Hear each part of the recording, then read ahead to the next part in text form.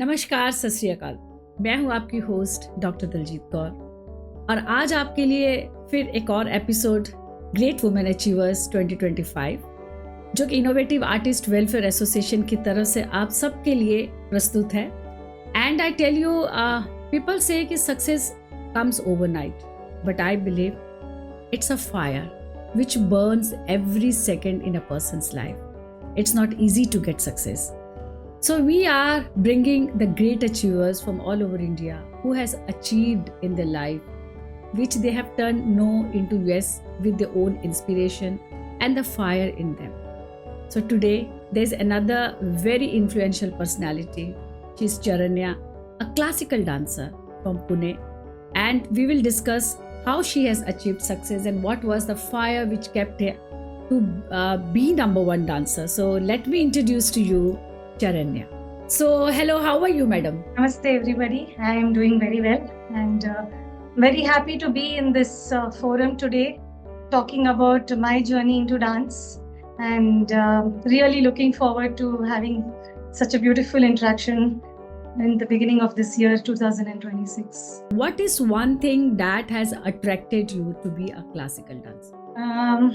More than I can really not say just this one thing. Could say looking at my teachers perform, the way they conducted the classes and the way they taught, that kind of inspired me and attracted me towards classical dancing right from my childhood. And that is what I've been carrying this for a very long time, just not only in the dance class but also the opportunities that my gurus gave me, performing with them, being in the college cultural association team, really encouraging me for scaling myself in my dance career. So that kind of attracted me always to stay close to the classical dance. So that's very beautiful. That has actually, your teacher has motivated you to be a classical dancer. So there's one question. They say that when a person reaches to a certain height of success, they change into their attitude. Do you feel that? But actually, if you say success is just an outcome, so you do something and you arrive at that success. But for me, what I feel is the very strong foundation, the humbleness that the art form gives me, just not by the teachers but also my parents who have supported me all along, taking me to classes, ensuring that I attend every class on time. And right now, the appreciation and the motivation and also the support that I receive from my family is what is revealing me as a successful person today. Just not that it's just my dance, the journey through my dance, backing up with so many members as a backbone is what I feel is the real success of me becoming what I am today. Okay, that's a beautiful answer because see, when a woman, like, she has to do lots of multitasking work, take care of the family and also pursue her dreams. So just a small question, like, did you face such kind of difficulties where sometimes you had to give up? You think it's not possible for me to manage my household activities as well as my own dreams or maybe my profession. So just any kind of motivational words which might have pulled you back, but you decided, nahin, I will fight for this. I'm really blessed, I should say, with wonderful people around me who have always been backing up, supporting me.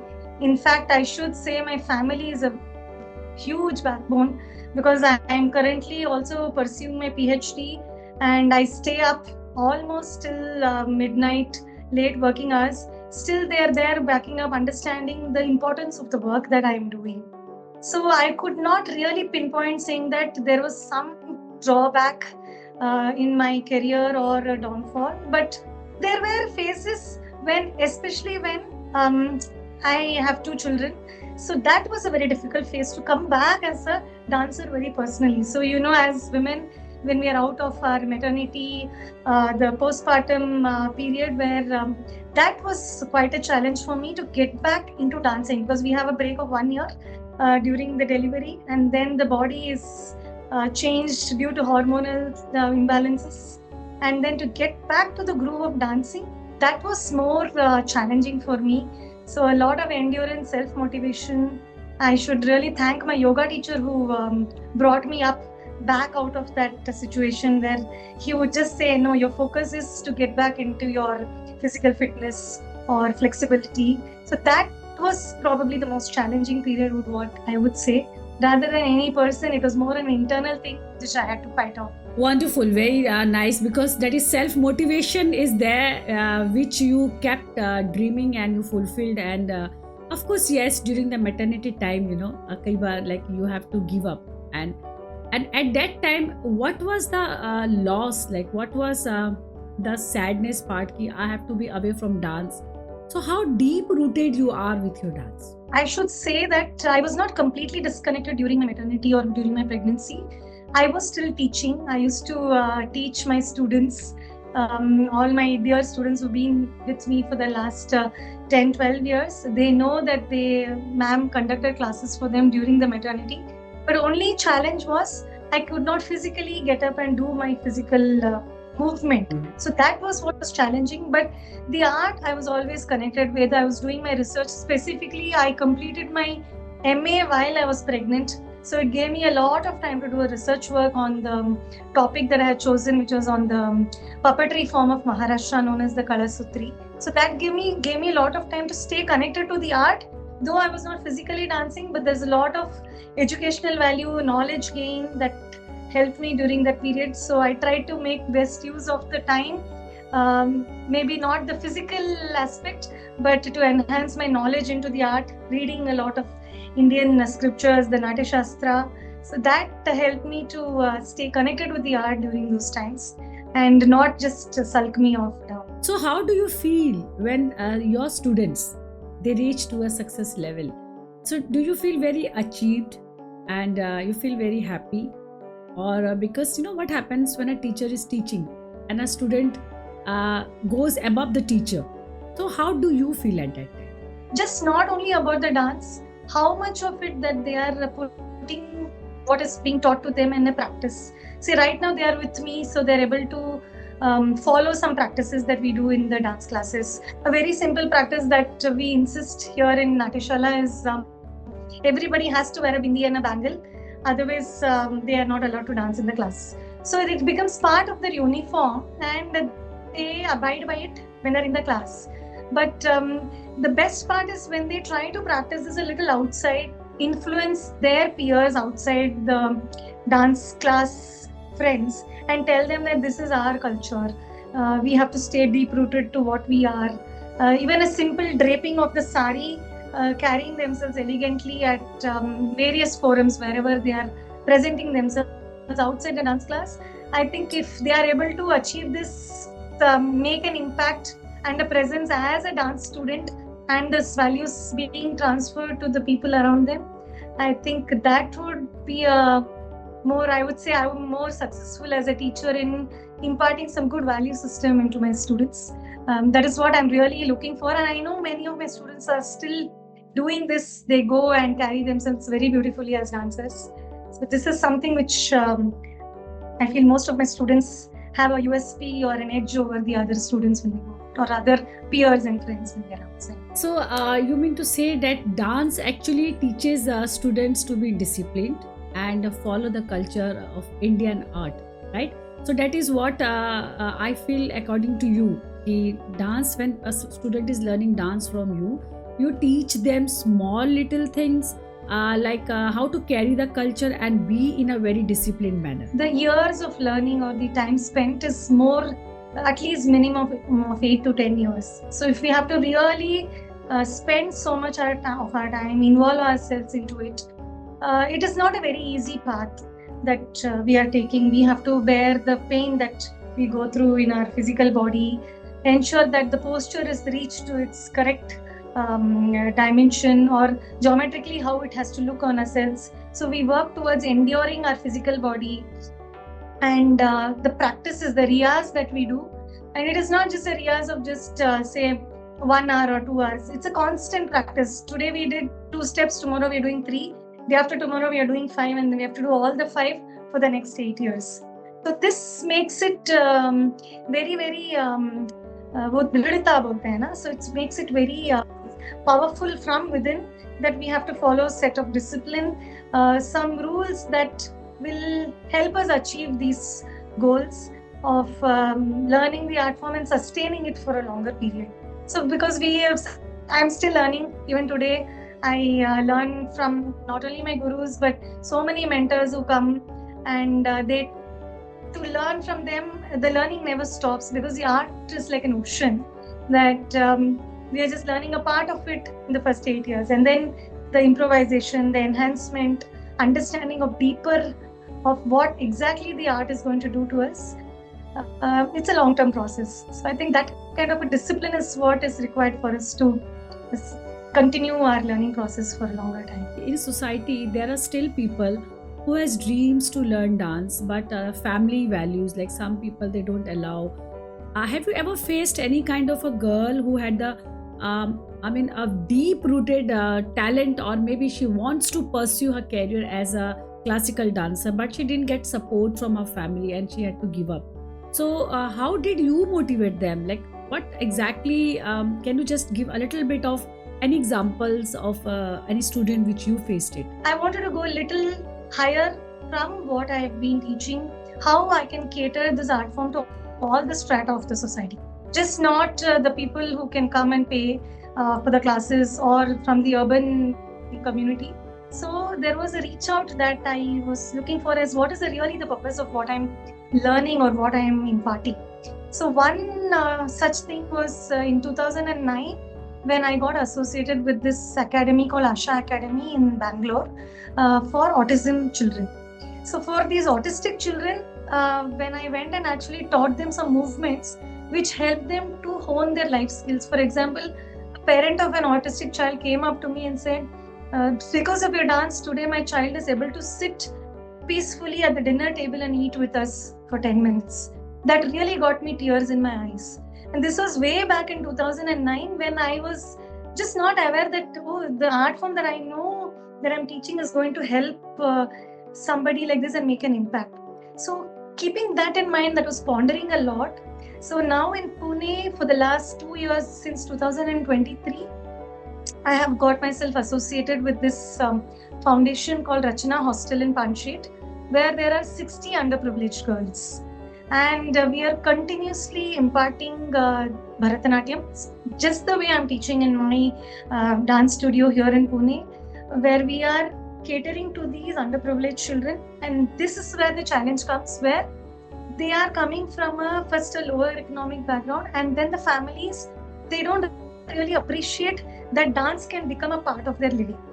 There are apprehensions कि हमारे लड़की को नहीं करना है, we will not send them, the dance is not for them, it is just has to be in a very different kind of a forum. So we had to literally go and convince the parents of those children, saying that dance is going to help your child build their self-confidence, their presentation skills, the way they feel confident as leaders when they come out.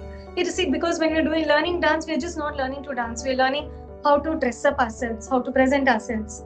Next is the theoretical part that we learn has so much of in-depth knowledge of our Indian culture and roots. So the reverence to what we are as Indian citizens, our Indian knowledge systems, learning about that. In the process of discipline that we just discussed, it is talking about respecting the elders, respecting the peers, respecting your co-friends. So when we are imparting all of this, plus when they're coming to a level of learning after 8 to 10 years, they have been given leadership where they go and teach their juniors. So when they do this, dance is making it a holistic learning for student, and very, very well supported by the Nakshatra Main Foundation with whom we are associated, and the Rachana Hostel. They are very happy to send their children to learn the Bharatanatyam classical dance form that I'm teaching. And this is an ongoing teaching pattern that we've been following since 2023. The girls are doing amazingly well. It is helping them focus on their mainstream education. They're able to keep their body fit. They feel they're more energetic after they finish the dance class. They're able to do more.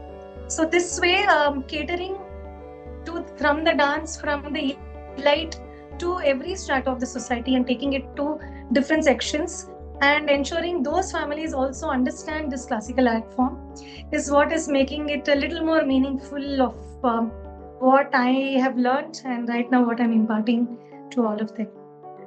So that is, it's really humbling to me.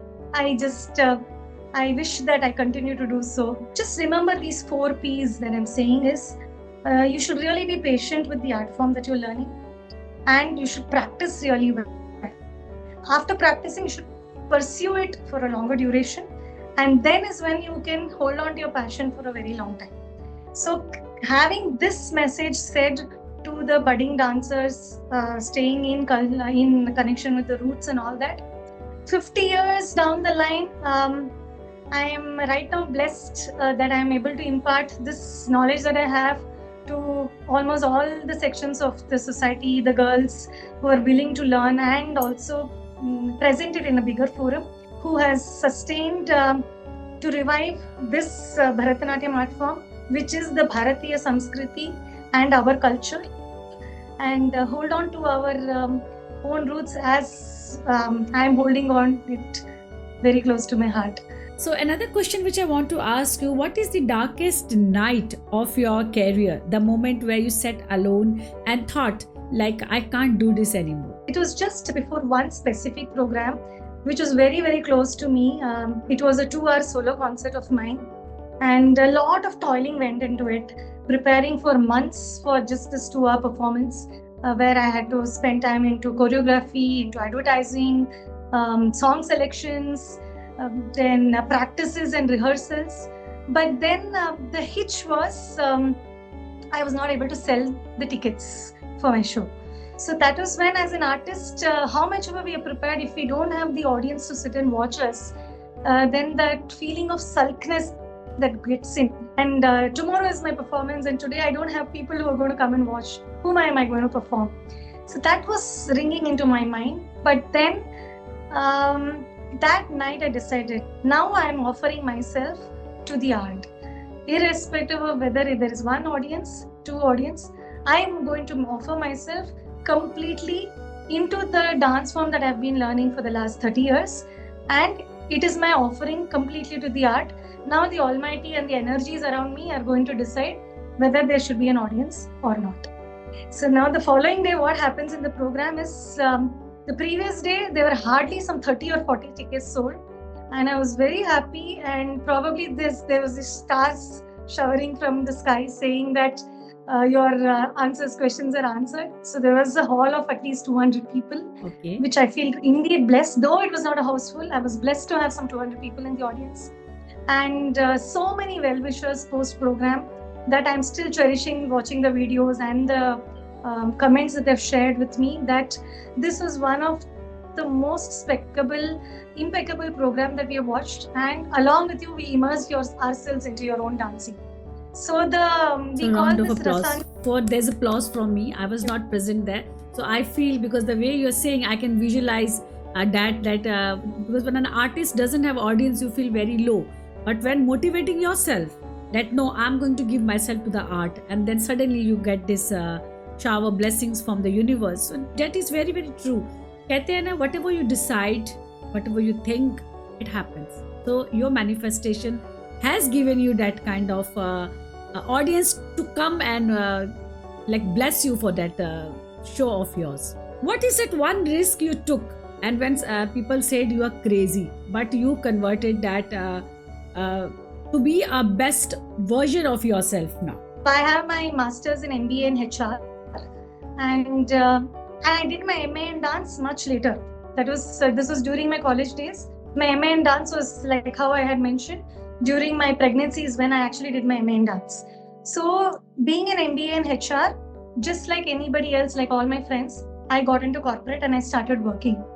But the corporate world, though there was a routine to it, but it never gave me the self-satisfaction of I'm actually going there and I'm feeling happy at the end of the whole process. So there was this point in time around 2007 when there was an opportunity for me to travel with my husband to the US. Even before his plan was confirmed, I put my papers down and I said, I am leaving the corporate job. This is not for me. But then everybody around me, including my own close family members, they asked, what are you going to do? You're going to quit your job, you're going to the US, and you don't want to have a goal. So what are you actually going to do? I said, I don't know, but I'm going. So the moment I went there, it was at least some 2-3 months of settling period, and I got myself associated with a dance teacher there in the US. She found my talent and she said, "You are in a level where you can learn from me, but I also want you to teach. I want you to teach in my institute." So there was this community called Jewish Community Center in Michigan in Maple Drive. And I used to go there and teach all these younger children who were in the age group of 6 to 10, 12 years. And the energy that I would receive after teaching them, that was something where I had a realization, okay, I think this is my capability. The satisfaction that I would love, I would be waiting to go and teach them and just correct them and cuddle them. So probably this potential or capability that I had within myself, I had to go and realize, crossing so many oceans, and understand that this is what I am born for, or dance is what I have born for. And then I chose this road, which is not taken by many people. And there has been an up and down and, passing different pathways. But every struggle, I take it with a very beautiful smile and then move ahead. And today I'm here very happy, privileged, blessed, a little proud as well to whatever I've been doing. Yes, that we can see in your eyes, Charanya. Because you are born to be a classical dancer. Because art in any form is something that is within you. It is only the matter who takes it out. So all the way in a foreign land, your art was being recognized. So this is here where you are. So there is no ending to talent. भी कभी छुप नहीं सकता. Talent we cannot suppress. That's what the motivation we have got from your story. It's a very influential story. So friends, you have seen that you have heard to Charanya, a great dancer, and how she is imparting her skills to the underprivileged children, and also a very beautiful example which she said that one of her student had got peace after dancing, and her motive is to do not follow trap of the modern things which are around you. If you want to be a successful dancer, classical dancer, follow your roots and riyaz. That is very, very important.